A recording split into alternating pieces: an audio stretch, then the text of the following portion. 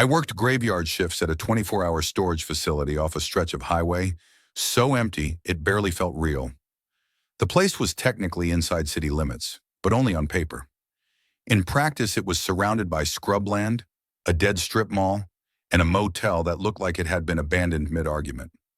My job was simple: watch cameras, buzz people in if they forgot their codes, and make sure nobody tried to live inside their unit. Most nights passed in total silence. Around 2:40 a.m., I was halfway through a stale gas station sandwich when camera 6 flickered. At first, I thought the system glitched. The monitors were ancient. But when the static cleared, I saw a man standing in the middle of the access lane. He wasn't near the gate. He wasn't trying to get in. He was just standing there. The weird part wasn't that he was outside at that hour. It was how still he was. People shift their weight, they scratch their face, they check their phone. This guy looked like someone had pressed pause on him, arms hanging straight down, head tilted slightly forward.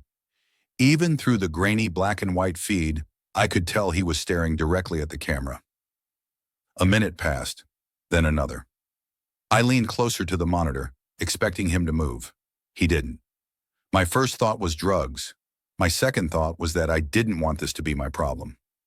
I picked up the intercom mic. "Facility's closed," I said. "You can come back in the morning." No reaction. He didn't flinch, didn't blink. Nothing. I repeated myself louder. Still nothing. That's when he took one step forward. Just one. It was slow and deliberate, like he wanted me to notice it. Then he froze again. Same posture, same dead stare into the camera. A chill crawled up my back. I switched to camera 7 to see him from another angle. The feed showed the same lane. Empty.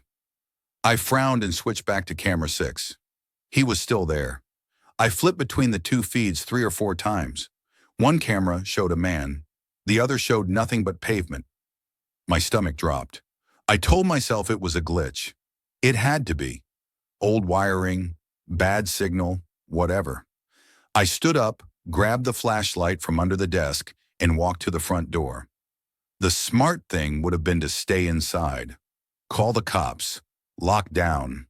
But curiosity is a stupid, powerful thing. The night air was cold and dry.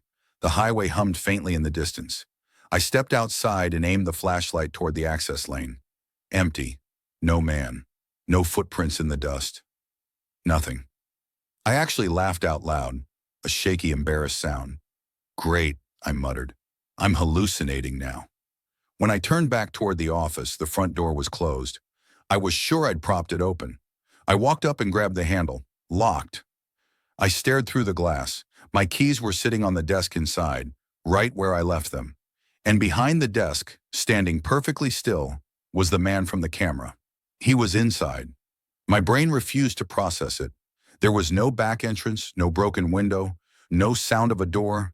He was just there, watching me through the glass. Up close, he looked wrong in ways I couldn't explain. His clothes were outdated, like something from decades ago. His skin had a gray, washed-out tone, like an old photograph left in the sun. And his eyes, they weren't focused on me. They were focused through me. I pounded on the door. "Hey, open the door!" He didn't react, didn't breathe, didn't blink. Then slowly, his mouth opened. Not to speak, just opened. Wider than it should have, wider than a jaw could naturally go. His lips stretched into a silent, impossible oval. I stumbled back, heart slamming against my ribs. The office lights flickered. For a split second, the room went dark. When they came back on, he was gone. The door clicked. Unlocked. I didn't want to go back inside.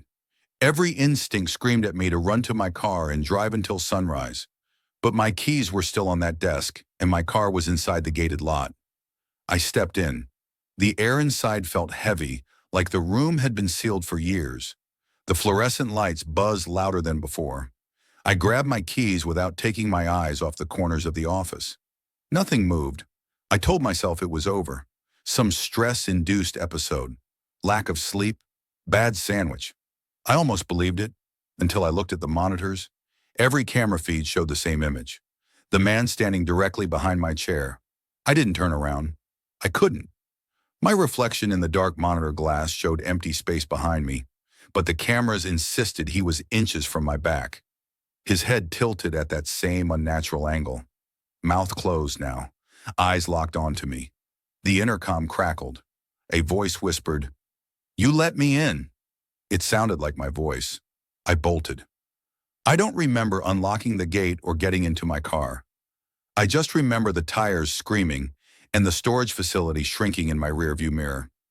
I quit the next day, told the manager I had a family emergency. Never went back. A week later, I got my final paycheck in the mail. Inside the envelope was a printed still image from camera 6. It showed me sitting at the desk, alone, staring straight into the camera. My mouth stretched wide open in a silent scream.